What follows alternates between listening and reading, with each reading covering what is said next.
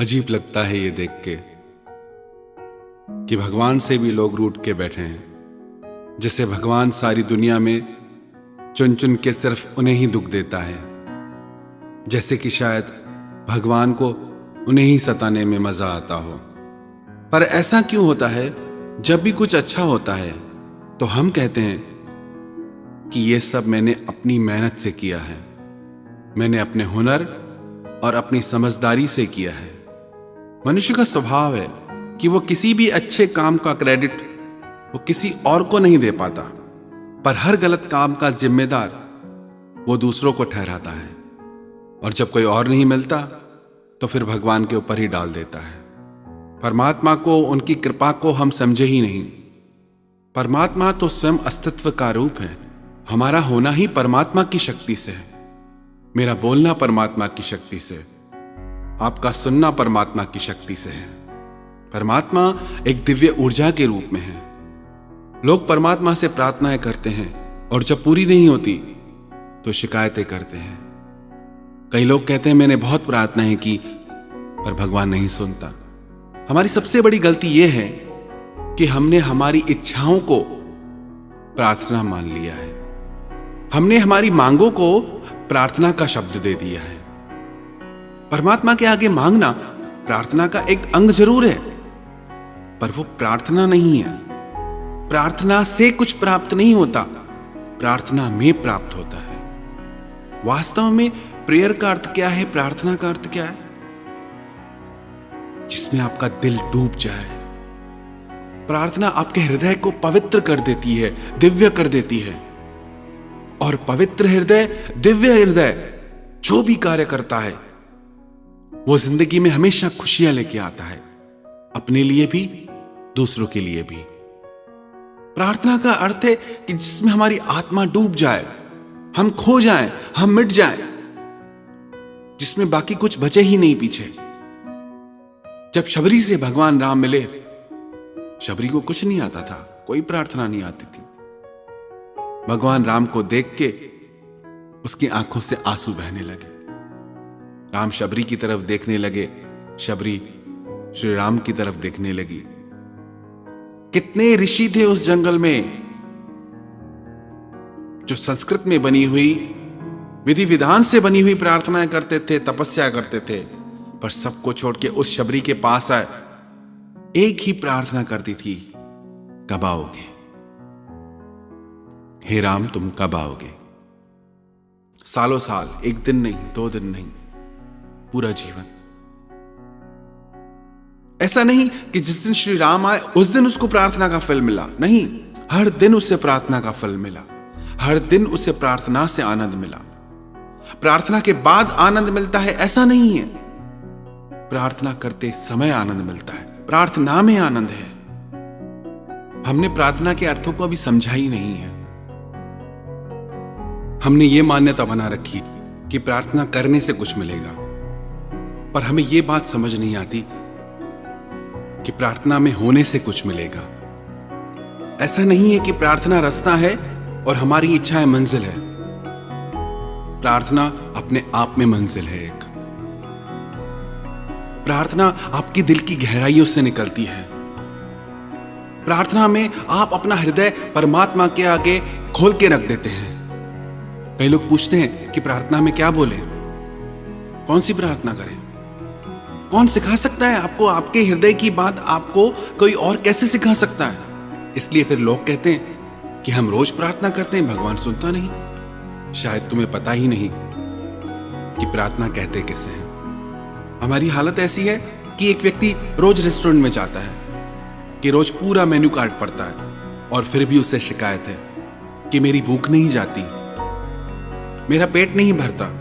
कितना ही पढ़ते रहो, पानी पानी पानी, कितना ही मेन्यू कार्ड पढ़ते रहो, भूख मिटने वाली नहीं।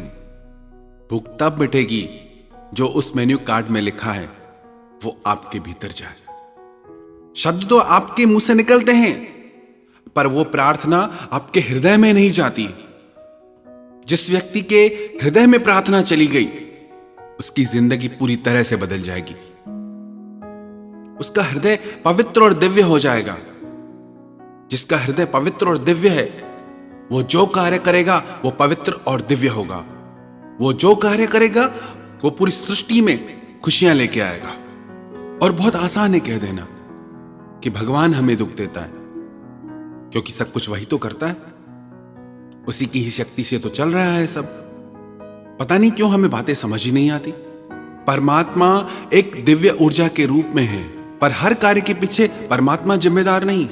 जैसे आपके पास चलने के लिए पैर हैं, उन पैरों से आप मंदिर जाएं, चर्च जाएं या शराब घर जाएं, वो मर्जी आपकी है, वो चुनाव आपका है। हाँ, ये सही है, हर कार्य होता ईश्वर की शक्ति से है, पर प्रत्येक व्यक्ति कर्म करने के लिए स्वतंत्र है।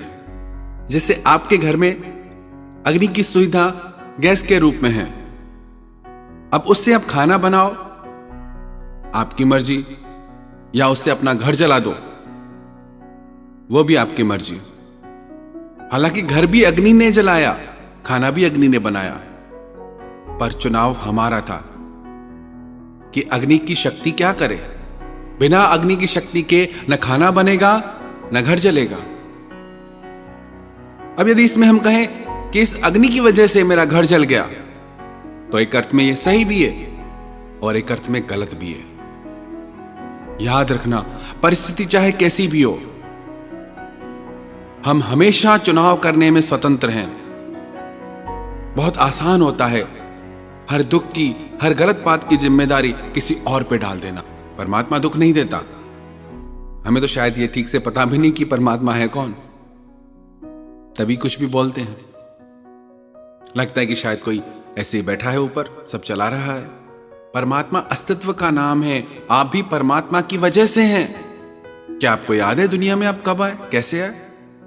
जो कुछ भी आपको मिला है जिंदगी में, जो भी आपके अपने हैं, आपने मांगे? किससे मांगे? हम रोते हैं कोई चला गया हमारी जिंदगी से, पर जो हमारी जिंदगी में है वो कहां से आए? आप लेके आए साथ उन्हें? वो कुदरत की शक्ति है, परमात्मा की शक्ति है। परमात्मा को प्रकृति के रूप में जाने, कुदरत के रूप में जाने, शक्ति के रूप में जाने, अस्तित्व के रूप में जाने। नाम अलग अलग है, वही परमात्मा अपनी ही शक्ति से कभी सगुण रूप में भी प्रकट हो जाते हैं, जिन्हें हम भगवान कहते हैं। हर किसी की मान्यताएं अलग हैं, पर हमारा सृजन परमात्मा की शक्ति से होता है। हमारे प्राण परमात्मा की शक्ति से टिके हैं, तो हम परमात्मा के ही अंश हैं। यदि हम परमात्मा को दोष देते हैं तो एक अर्थ में हम स्वयं को ही दोष देते हैं। भगवान हमारे माता पिता हैं। दुनिया का कोई भी माता पिता अपने बच्चे के भाग्य में कभी कोई दुख नहीं लिखेगा, कभी नहीं चाहेगा कि उसकी जिंदगी में जरा सी भी तकलीफ आए। अच्छे से अच्छा लिखेगा कि हमारी संतान हमेशा खुश रहे, हर सुख उसको मिले, हर खुशी उसको मिले। ये तो साधारण मनुष्य की बात हो गई। और जो परमात्मा करुणा का सागर है, दया का सागर है, प्रेम का सागर है, वो कैसे आपकी जिंदगी में दुख लिख सकता है? इतनी बड़ी सृष्टि में, इतने बड़े ब्रह्मांड में उसे सिर्फ आप दिखते हैं दुखी करने के लिए। कैसी कैसी हम धारणाएं बना के बैठे हैं। सच्चाई तो यह है कि हमने आज तक एक बार भी ठीक से प्रार्थना नहीं की। इच्छाओं को मांगना, चीजें मांगना प्रार्थना नहीं होती कि तुम भगवान मेरे लिए ये कर दो तो मैं तुम्हारे लिए ये कर दूंगा। आप प्रार्थना करने आए हैं या व्यापार करने? प्रार्थना तो एक भाव है जिसमें पुकारने वाला डूब जाता है। प्रार्थना तो एक भाव है धन्यवाद का कि हे परमात्मा, मैं तो डिजर्व ही नहीं करता, मैं तो इस लायक ही नहीं जितना तूने मुझे दिया है। कुछ भी तो नहीं है मेरे हाथ में, पर सब कुछ तूने दिया है। अगर प्रार्थना को हम सही मायने में समझ गए तो पूरी दुनिया में एक इंसान ऐसा नहीं बचेगा जो ये कह सके कि मेरी प्रार्थनाएं भगवान नहीं सुनता। पहले प्रार्थना को समझो तो सही, प्रार्थना करो तो सही। फिर कहता हूं, अपनी मांगों को, अपनी इच्छाओं को प्रार्थना मत समझिए। शब्दों में लिखी चीजों को प्रार्थना मत समझिए। जो भाव आपकी हृदय की गहराइयों से निकले, जो भाव आपको परमात्मा से जोड़ दे, जो भाव आपके हृदय के घाव को सिल दे, जिस भाव में आप अपनी हर तकलीफ भूल जाएं, डूब जाएं, वही असली प्रार्थना है।